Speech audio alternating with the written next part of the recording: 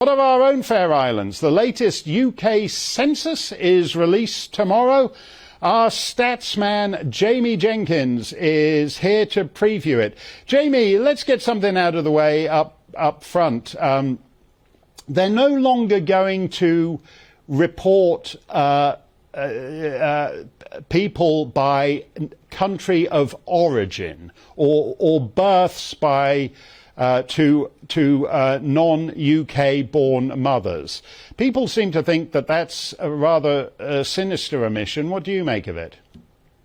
Yeah, good evening, Mark. So basically what that is that the ONS compile, they rely on some data from the Department for Work and Pensions on kind of work visas, and that kind of isn't very fit for purpose at the moment. So what they're going to do is they're going to release imminently the population across the country. We'll have the country of birth figures as well as part of that.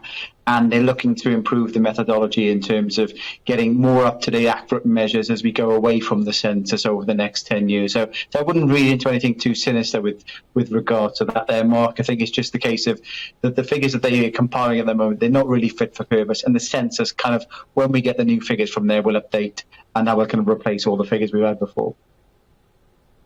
Well, you'll recall earlier this year, I think it was the end of January, we suddenly stopped getting the numbers of hospitalisation and death according to vaccination status, because I think in January it had started at 20%, then gone up to 40%, then gone up to 50%, then gone up to 75% of the deaths were triple vaccinated, and they suddenly say, oh, we're not going to record that anymore. So you're confident that there's not some kind of political reason for the omission of these numbers?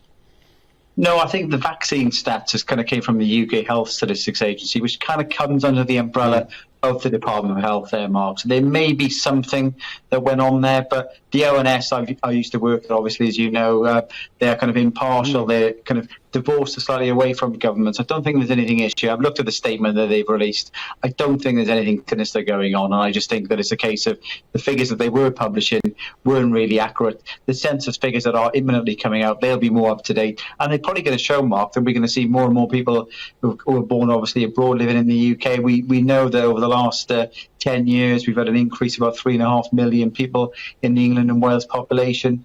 A big chunk of those over the age of 65 as well. When you look at the aging thing, the two graphics you've just shown there, looking at North Korea and South Korea. South Korea is kind of a pretty much an issue across most of the Western world, in that people are having fewer births. It's the housing prices, cost of living.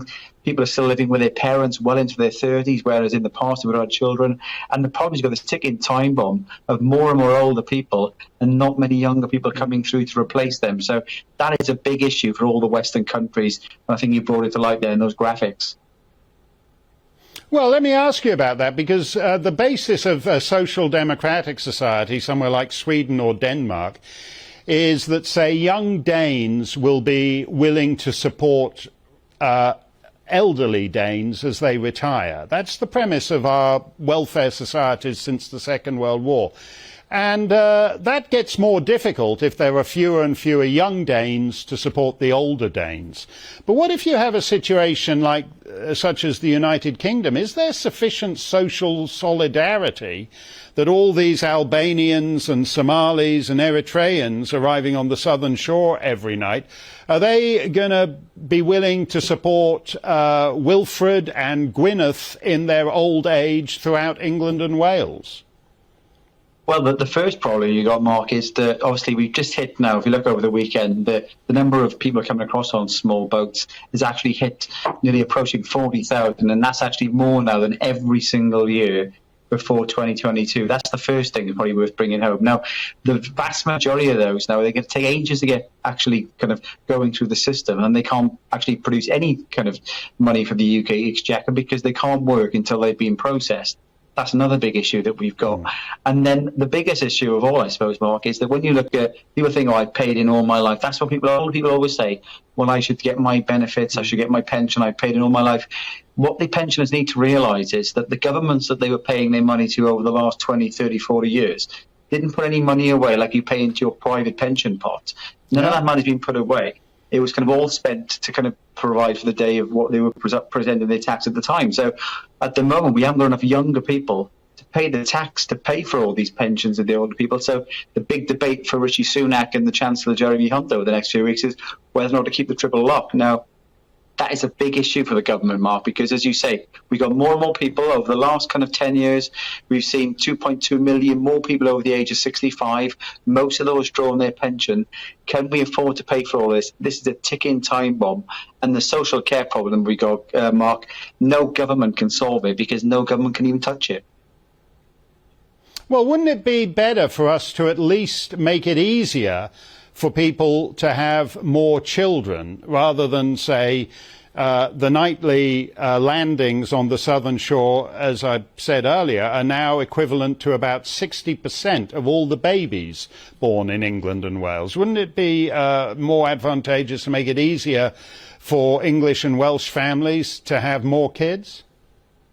No, you're bang on there, Mark. But when I was at the ONS, I worked with a number of teams there, and you do track kind of the changing patterns across the last 10 or 20 years.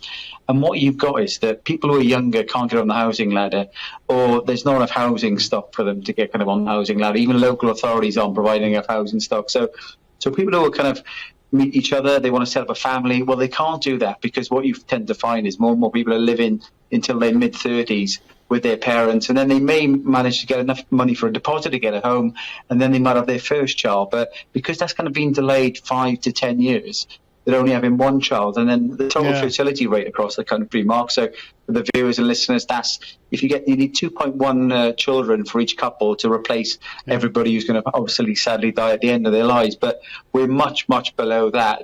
Ironically, Mark, it's the migrants who are coming in who've got a high fertility rate. So you've got kind of migrants coming in and they're having more children. They're actually keeping the total fertility rate across the country up at the moment. So that's kind of what's going on.